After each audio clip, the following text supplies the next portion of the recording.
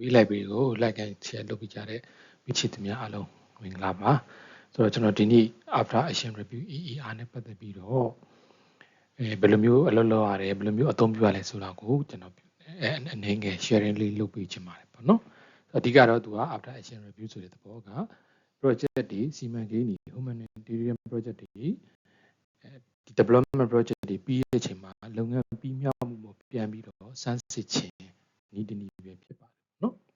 AAR ဆိုတာပါလဲ after action review ပါလဲပေါ့နော်အဲ့တော့ဗမာလို့ဆိုရင်တော့သင်ခန်းစာသင်ယူခြင်းနဲ့အနာဂတ်အောင်မြင်မှုတည်ဆောက်ခြင်းပေါ့အဓိကတော့ပြီးသွားတဲ့အကြောင်းအရာတွေကိုပြန်ပြီးတော့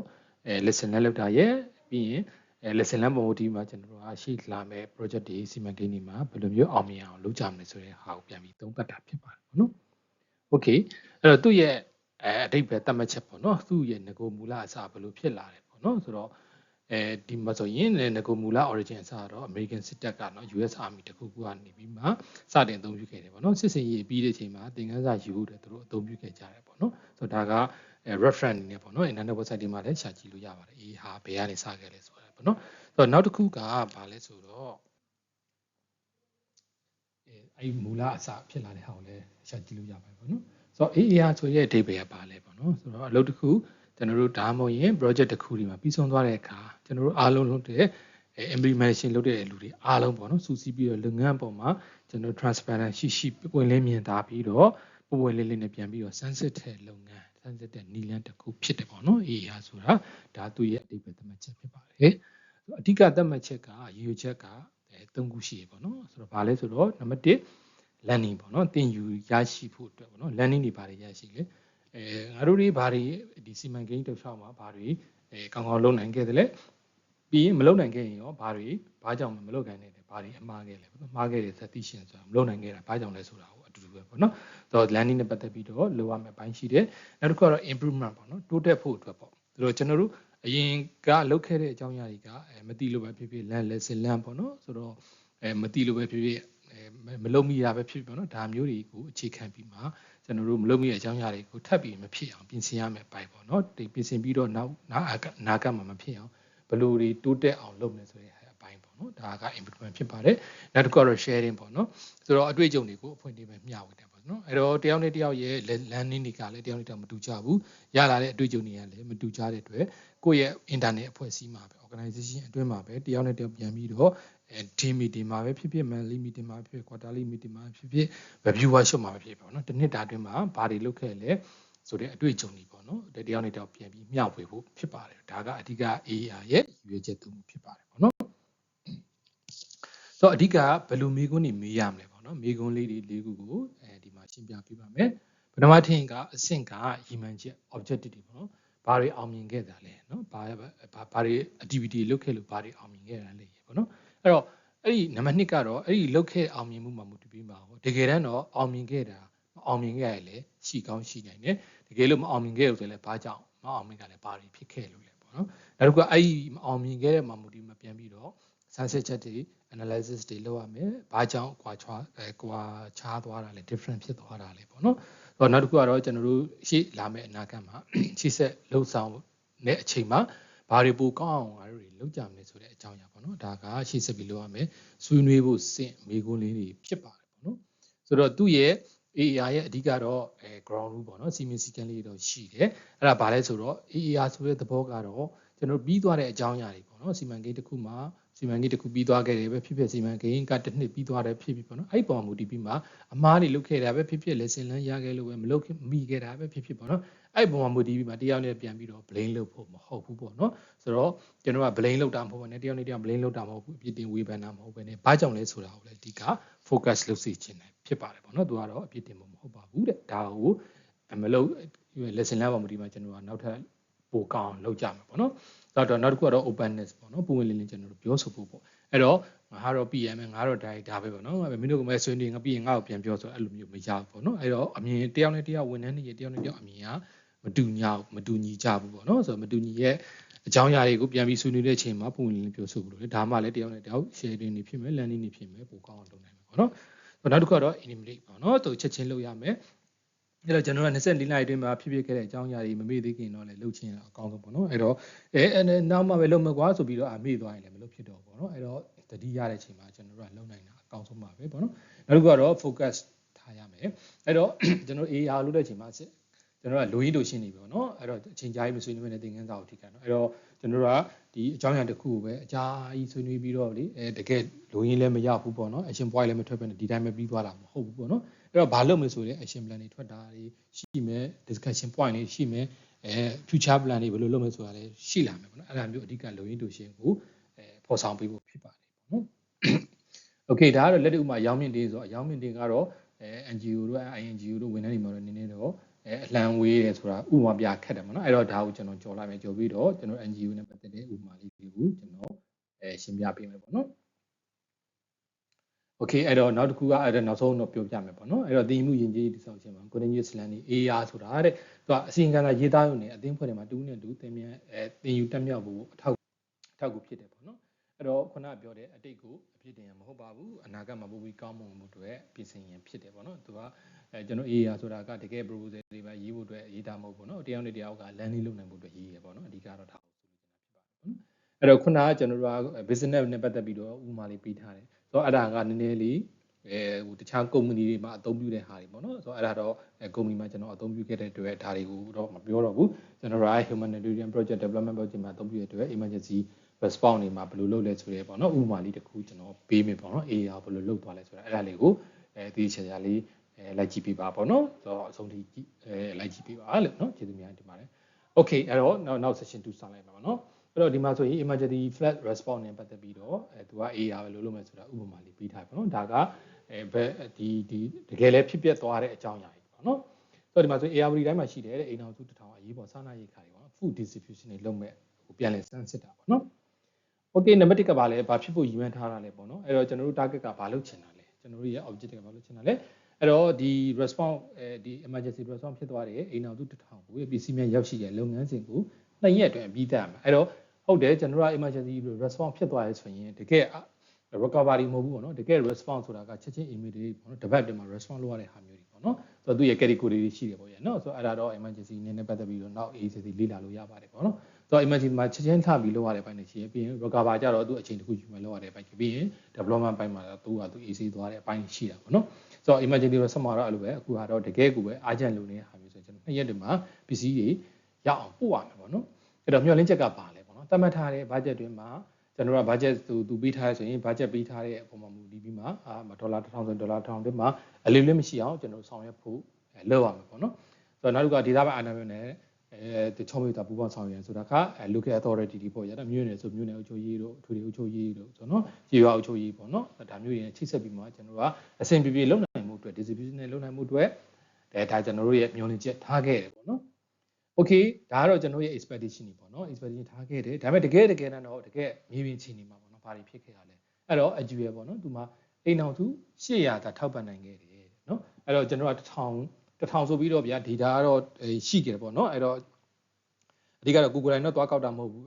primary data တော့မဟုတ်ဘူး secondary data ရပါဗျာနော် secondary data ရကျွန်တော်1000ရ okay ဆို1000ဆိုရင်1000ရဲ့ PC တွေကျွန်တော်တို့စုလိုက်တယ်စုပြီးသွားပြီးတော့အဲ့ဒီဖြစ်တဲ့နေရာမှာသွားပို့တယ်ပေါ့နော်ဒါပေမဲ့တကယ်တည်းသွားရောက်တဲ့ချိန်ကျတော့1000မရှိဘူး800ပါ800ပဲကျွန်တော်တို့ထောက်ပံ့နိုင်ခဲ့တယ်ပေါ့နော်အဲ့တော့ဘာလဲဆိုတော့အချိန်ကြာမြင့်မှုအခက်အခဲတွေရှိလာတယ်ပေါ့နော်အဲ့တော့ season စားရဲ့2ရက်အစား4ရက်ထိကိုကျွန်တော်ကြာမြင့်သွားတယ်အဲ့တော့ကျွန်တော်တို့က2ရက်တည်းမှာလုပ်ကြမယ်ဆိုပြီးတော့ plan တော့ဆွဲထားခဲ့တယ်ပေါ့နော်ဒါပေမဲ့2ရက်တည်းမှာကျွန်တော်ကမလုပ်နိုင်ဘူးအချိန်က4ရက်ကြာ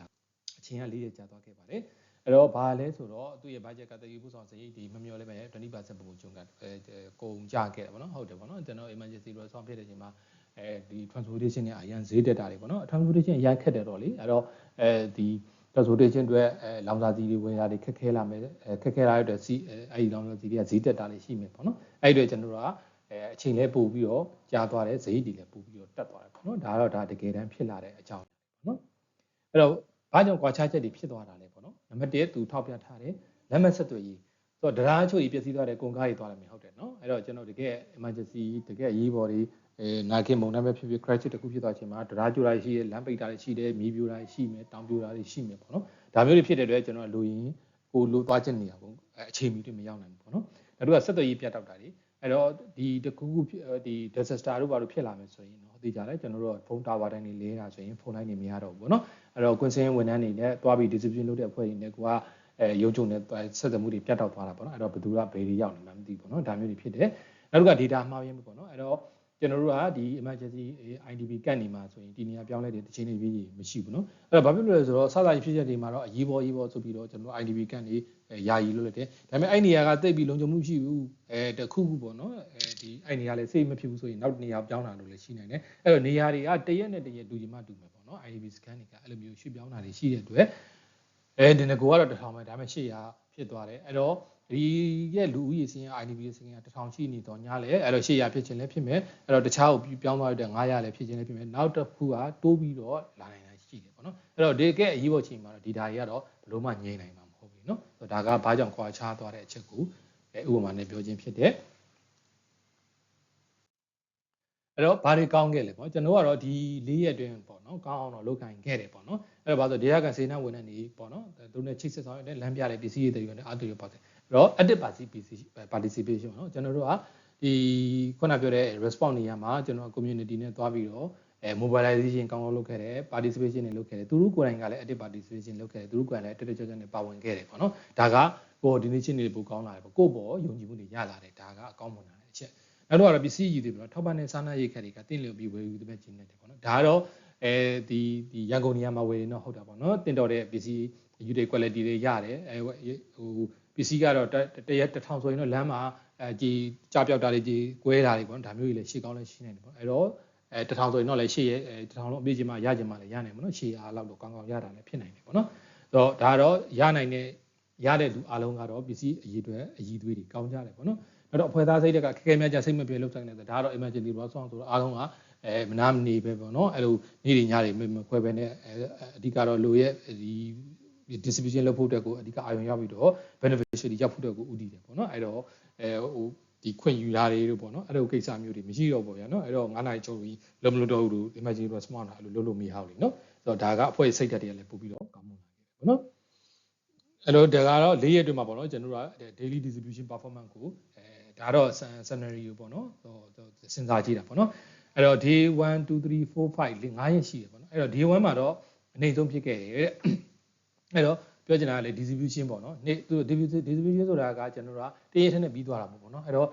့ဒီဖူစားတောက်နဲ့ပတ်သက်ပြီးပထမရက်မှာဝေလိုက်တယ်ဒါပေမဲ့ဒုတိယရက်မှာကျတော့အစားတောက်ကမဝေတော့ဘူးနော်အဲ့တော့ net fine ပေါ့နော် net food item နဲ့ပတ်သက်ပြီးတော့ဝေကောင်းလဲဝေနိုင်တယ်နောက်တတိယတစ်ခုကတော့ cash distribution တွေပေါ့နော်ဒါမျိုးပေါ့နော်ဟိုတရက်တူချင်းမှလည်းတူမယ်မတူချင်းလည်းမတူနိုင်ဘူးပြနော်တစ်ခါကြရင်လည်းတရက်ကိုဘယ်လောက်ဝေမယ်ဆိုပြီးသတ်မှတ်ချက်တွေလည်းရှိတာဆိုတော့အဲ့တော့ day 1မှာဆိုရင်တော့သူ့ရဲ့ distribution ကတော့နှိမ့်နေပါတော့ day 2မှာတော့ပိုးပြီးနှိမ့်သွားတယ်အဲ့တော့ day 3မှာသူ့ရဲ့ line graph ကနည်းနည်းတက်လာတယ်4မှာပိုတက်တယ်5မှာဒီပို့ပြီးတော့ကောင်းလာတယ်ပေါ့နော်အဲ့တော့ day 2မှာတဲ့သူကပြောချင်တာက day 2မှာအနေဆုံးဖြစ်ခဲ့တော့လေ day 3က setting တက်ကြပြန်လာအဲ့တော့ distribution ကိုတည်တည်ချာချာလုပ်နိုင်ခဲ့တယ်ပေါ့နော် distribution ကောင်းကောင်းဖြန့်ဝေနိုင်ခဲ့တယ်ပြောချင်တာပေါ့နော်အဲ့တော့ပထမရက်ဒုတိယရက်မှာတော့ဝေလိုက်တယ်ဝေတဲ့အချိန်မှာတော့ဒီလွဲချော်မှုတွေလည်းရှိခဲ့တာပေါ့ဗျာနော်အဲ့တော့ distribution point နေရာတွေတည်တည်ချာချာမလုပ်နိုင်ခဲ့တာတို့ကြုံသူလိုဝေခဲ့တာတို့ပေါ့နော်ဒါမျိုးတွေလည်းရှိနိုင်တာပေါ့နော်ဒါပေမဲ့နောက်ပိုင်းမှာအဲ့တရက်နဲ့2ရက်ပေါ်မှာအခြေခံပြီးမှ lesson learn တွေပါ day 3မှာပို့ပြီးကောင်းအောင်လုပ်တယ်တဖြည်းဖြည်းနဲ့ပို့ပြီးတော့ကောင်းလာတယ်ပေါ့နော် distribution လုပ်တဲ့ process တွေပို့ပြီးတော့ကောင်းလာတယ် performance ပိုကောင်းလာတယ်ပေါ့နော်ဒါက AI နဲ့ပြန်သုံးသပ်တာပေါ့နော်အဲ့တော့တကယ် plan နဲ့အရွယ်မှာဘာဖြစ်သွားလဲဆိုတော့ summary ပေါ့နော်ဒါလည်း AI မှာလည်းပြန်ပြီးဖော်ထုတ်လို့ရတယ်တခုကအိမ်အောင်စုအရေးအတွက်ပေါ့နော်အိမ်အောင်စုအရေးအတွက်ပေါ့နော်အိမ်အောင်စုအရေးအတွက်မှာဆိုရင်1000ကိုကျွန်တော်တို့ကရည်မှန်းထားတယ်ဒါပေမဲ့တကယ်တော့ distribution လုပ်တာ800ပဲရှိတယ်ပေါ့နော်အဲ့တော့ 20% ကတော့ကွာနေတယ်ဘာဖြစ်လို့လဲပေါ့နော်ကြာမင်းချိန်ကတော့2ရက်လို့သတ်မှတ်ထားတော့ညာလဲ4ရက်ကြာအောင်ကျွန်တော်တို့ကခရီးတွေကကြံ့ကြာခဲ့တယ်ခရီးတွေအတွင်းမှာပဲလုပ်နိုင်တယ်2ရက်ကတော့ different ကွာနေတယ်အဲ့တော့ budget သုံးစွဲမှုကတော့350ဆိုပြီးတော့ခုန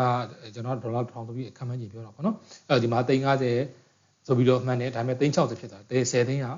ပိုကုန်သွားတယ်ဆိုတော့ဒါကဘာလဲပေါ့နော်နောက်တစ်ခုကတော့အဖွဲ့ကြီးတွေမှာလူကတော့20နဲ့လောက်တယ်ဒါပေမဲ့တကယ်တမ်းတော့18ဦးပေါ့နော်2ယောက်ကယော့သွားတယ်ကွာခြားချက်ပေါ့နော်အဲ့တော့ तू ကဘာလဲဆိုတော့အိမ်တော်စုရေတွက်ကယော့သွားပြီမဲ့ budget တွေကပို့ပြီးတော့သုံးပါတယ်အဲ့ဒါဘာလဲပေါ့နော်ဘာဖြစ်လို့လဲဆိုတော့ကျွန်တော်တို့က transportation တွေပို့ခဲ့တယ်ကြားတယ်အဲ့တော့ခုနပြောတဲ့ transportation ကရတယ်ဒါပေမဲ့ဟို transportation ကဇရိတ်တွေကပို့ပြီးမြင့်သွားတယ်ပေါ့နော်အဲ့တော့360 350လို့သတ်မှတ်ထားတာငကိုကအတိုင်းပဲဒါပေမဲ့ခုနပြောတဲ့ disaster ကြောင့်ဖြစ်သွားတဲ့အတွက်ကုန်စည်နှုန်းတွေတက်သွားတယ်360ဖြစ်သွားတယ်စစ်သိန်းပို့သုံးလိုက်ရတယ်ပေါ့နော်ဒါ မျိုးတွေလူက20ရှိတယ်18ဦးပဲလုံနိုင်ခဲ့တယ်ပေါ့နော်2ဦးကတော့ different ဖြစ်သွားတာရှိတယ်ဒါကလည်းဒီပေါ့နော်တချို့ဝန်ထမ်းတွေကလည်းမလိုက်နိုင်တာလည်းရှိတယ်အကြောင်းမျိုးကြောင့်ပေါ့နော်ဒါမျိုးတွေလည်းရှိနိုင်တယ်အဲ့တော့လူဦးရေနည်းသွားတဲ့အတွက်အလုံးမတွင်ကျဘူးပေါ့ဗျာပြောချင်တာလေနော်အဲ့မျိုးတွေဖြစ်နိုင်တယ်ပေါ့နော်အဲ့တော့2ရက်တတ်မှတ်ထားတဲ့မဲ့လောက်တော့ညာလဲ4ရက်လောက်လုပ်လိုက်ရတဲ့ဝန်ထမ်းနဲ့ဝန်ထမ်းဦးရေနဲ့မမျှဘူးပေါ့နော်မမျှတဲ့အတွက်လည်းပတ်သက်ကိုပိုသုံးလိုက်ရတာရှိတယ်လို့ရက်ကိုလည်းပို့ပြီးတော့ distribution လုပ်ရတဲ့အရေးအတွက်တွေလည်းပိုများသွားတယ်ပေါ့နော်အဲ့ဒါမျိုးပေါ့ဒါပေမဲ့တကယ်တော့ကျွန်တော် distribution လုပ်တာကပို့ပြီးတော့လုပ်နိုင်တာမဟုတ်ဘဲနဲ့ပို့ပြီးရော့ပြီးတော့လုပ်နိုင်တယ်အဲ့တော့ဘာဖြစ်လဲဆိုတော့သူကဒီ cost ကတက်သွားတာပေါ့နော် cost ကတက်သွားတယ်တက်ပြီးတော့လူကြီးအတိအကျမရနိုင်ဘူးเนาะအဲ့ဒါကိုဆိုလို့ချင်တာပါเนาะဟုတ်ပါပြီအဲ့တော့ overall impact rate ဆိုရင်တော့ 80% တော့အောင်မြင်နေတဲ့ distribution လုပ်နိုင်ခဲ့ပါเนาะအဲ့တော့မြုံမှန်းထားတဲ့1000စုနဲ့80%ကကျွန်တော်တို့က decision လောက်ခဲ့တယ်ကျန်20%အတွက်ကတော့နောက်ဆက်တွဲထောက်ပံ့မှုတွေစီလူနေတောင်းတွေ့ရတယ်ပေါ့နော်အဲ့တော့လူ1000မှာဆိုရင်လူ1000တော့မပေးနိုင်ဘူးပေါ့နော်အဲ့တော့ cost တက်တာပဲဖြစ်မယ်တော့ဆိုဒီညအကြခက်ခဲကြမယ်လူရေမရှိတာလည်းဖြစ်နိုင်နေပေါ့နော်မလောက်တာလည်းဖြစ်နိုင်နေပေါ့ဒါမျိုးတွေဆိုတော့က 20% လိုတယ်ပေါ့နော်ဒါက AR နေရပြန်ပြီးတော့ပေါ်ထုတ်ပြတာပေါ့နော်အဲ့တော့ရရှိလာတဲ့သင်ခန်းစာကဘာတွေလဲပေါ့နော် lesson လည်းပါတယ်ကျွန်တော်တို့ကနောက်နာကမှာဘာတွေလုပ်ရမလဲပေါ့နော်ပထမတစ်ခုကတော့ကြိုတင်ပြင်ဆင်ရမယ် preparation ပေါ့နော်အဲ့တော့ okay ကြိုတင်ဘာပြင်ဆင်ရမလဲမူရသည့်တိုင်မှာလမ်းကြောင်းတွေကြိုတင်အဲ့တော့ဒါကတော့သူ့ရဲ့ဒီ procedure ပေါ့ဗျာเนาะသူ့ရဲ့ guideline တော့ဒီလိုရှိပေါ့ဒါပေမဲ့တကယ်တော့ခုနလိုမျိုး disaster တွေပါဖြစ်လာရင်တော့မွေးရသည်မှာပြင်ဆင်မယ်တွေပါတွေကဘာမှလုပ်လို့မရဘူးเนาะအဲ့တော့မွေးရသည်မှာဆိုရင်ရေကြီးတာတွေရှိမယ်တောင်ပြိုမြေပြိုတာတွေရှိမယ်ပေါ့နော်အဲ့ဒီအတွက်ကအဲ့ဒါကြီးအများကြီးကြိုပြီးတော့ကြိုတင်စဉ်းစားထားရတယ်ပေါ့နော်အဲ့ဒါကြီးစဉ်းစားထားရမယ်ဆက်သွယ်ရေးတွေကဖုန်းလိုင်းနဲ့မရအောင်ဆိုရင်ကျွန်တော်တို့ကဘာတွေလုပ်မလဲအဲ့တော့combination တစ်ခုကိုလမ်းမှာဟိုကားကြုံရှိနေအရင်ကလိုပဲကားကြုံနဲ့ပဲထည့်ပြီးတော့ဆက်သွယ်ရေးလုပ်လားဒါမှမဟုတ်ရင် satellite phone ပေါ့နော် satellite phone ကတော့ကျွန်တော်တို့ဒီမှာတော့သိသုံးလို့မရဘူးပေါ့နော်သုံးခွင့်မရှိဘူးပေါ့နော် satellite phone တွေကဝယ်ယူကြမလားပေါ့ဗျာဒါကတော့ကျွန်တော်တို့တကယ် disaster ဖြစ်လာရင်သုံးရမယ်အနေထားပေါ့နော်အဲ့တော့နောက်ဆုံးတစ်ခုကဘာလဲဆိုတော့ AR ဆိုတာတဲ့ကျွန်တော်တို့ကဒီအတိတ်ကိုပြန်ပြီးတော့မလုံနိုင်တဲ့ဟာတွေနင်းဒါလို့တာမလုံနိုင်ဘူးလားဗောနော်နင်တို့ကအသုံးမကျဘူးလို့ပါပြောတဲ့ဟာမဟုတ်ဘူးเนาะ AR ကကျွန်တော်တို့ကမလုံနိုင်ခဲ့ဘူးမှားခဲ့တာပဲဖြစ်ဖြစ်ပေါ့နော်အဲ့တော့တခုခု challenge ရှိလို့တော့မလုံနိုင်ခဲ့တာဘူးအဲ့ဒါထိုင်ပြီးတော့အပြစ်တွေသွားပြီး blame လုပ်ဖို့မဟုတ်ပါဘူးတဲ့သူကအဲ့ဒီအပေါ်မှာ lesson learn ပုံမတည်ပြီးမှကျွန်တော်ကအနာဂတ်မှာပို့ပြီးတော့ကောင်းမအောင်ဘယ်လိုလုပ်ရမလဲဆိုရဲပြင်ဆင်ဖို့အတွက်ဖြစ်ပါတယ်ပေါ့နော်ဒါက AR ရဲ့အဓိပ္ပာယ် AR ကိုဘယ်လိုမျိုးအသုံးပြုရင်ရလဲဆိုတဲ့ဟာကိုဒီကျွန်တော်တို့ humanitarian project ဥပမာလေးနဲ့ရှင်းလင်းတင်ပြခြင်းဖြစ်ပါတယ်ပေါ့နော်အဲ့တော့ဆရာတို့ဆရာမတို့မိတ်ဆွေတို့နဲ့လည်းကျွန်တော် AR လေးကိုပုံစံလေးကိုနမူနာလေးပြီးတော့ကိုယ့်ရဲ့စီမံကိန်းမှာလည်း AR ကိုအသုံးပြုလို့ရတယ်မိကွန်လေးတွေစောက်ပြီးတော့ပေါ့နော်ကိုယ့်ရဲ့ different တွေဘယ်လောက်กว่าလဲဘာတွေ lesson လမ်းရခဲ့လဲ lesson ပေါ့ပိုကောင်းအောင်မလုပ်လို့ဆိုတဲ့ AR လေးကိုအသုံးပြုလို့ရပါတယ်လို့အဲ့တော့မိတ်ဆွေတို့ဆရာမတို့အနေနဲ့လည်းဒီ slide လေးဒီ AR နဲ့ပတ်သက်ပြီးတော့ဒီ slide လေးကိုတန်းနေတဲ့ဆိုရင် like and subscribe လေးလည်း YouTube မှာလည်းလုပ်ပေးခဲ့ပါဦးပေါ့နော်ဆရာမတို့အတွက်လည်းကျေးဇူးအများကြီးတင်ပါတယ်ပေါ့နော်အချိန်ပေးတဲ့အတွက်လည်းကျေးဇူးအများကြီးတင်ပါတယ်ဟုတ် thank you ပါ